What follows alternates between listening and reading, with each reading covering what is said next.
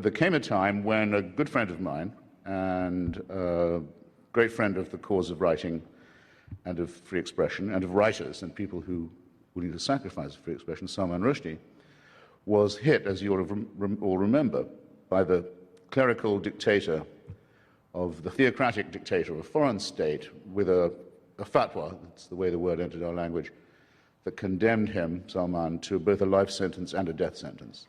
It condemned him to death, and it enjoined all Muslims in the world to bring it about, which meant that Salman had to alter his social life and other arrangements quite radically for a bit.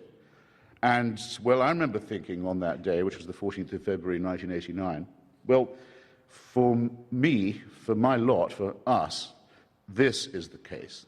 This is the test. Most free speech cases, you'll find if you look into them, from the trial of Socrates onwards, have been to do with blasphemy. Socrates, Galileo, Spinoza, you can fill in blanks for yourself. Almost always that someone is accused to have gone too far this time and to have outraged the sensibilities of the community as well as the laws and codes of the state and the city and profaned the gods, which you really can't have, because then where would we be? How would we know how to behave if it wasn't for a celestial dictatorship? We wouldn't know right from wrong without that. So it's a really subversive thing to be doing. I thought, well, that's pretty easy.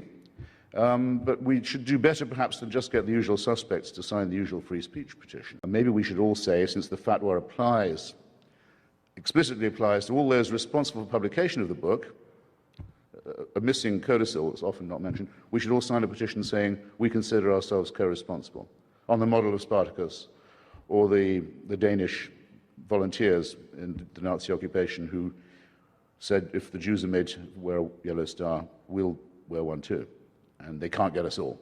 So I thought it was a good idea, just to up the ante a bit. And then Susan Sontag, to whom I also would like to dedicate any value to you that these remarks may possess, and to her memory, who was that year's president of PEN, fortunately, it came the horrible news that a lot of people were strangely reluctant to sign. That the fear factor, the feeling that the Ayatollah Khomeini's arm could reach that far, that death squads were on the prowl, that anyone who got too closely identified with this might themselves become the object of a hit, was actually keeping away some people from the meeting we planned to have to read from Salman's book and keeping their names off the list. They said, no, I don't want to sign. And I tell this story in my upcoming memoir.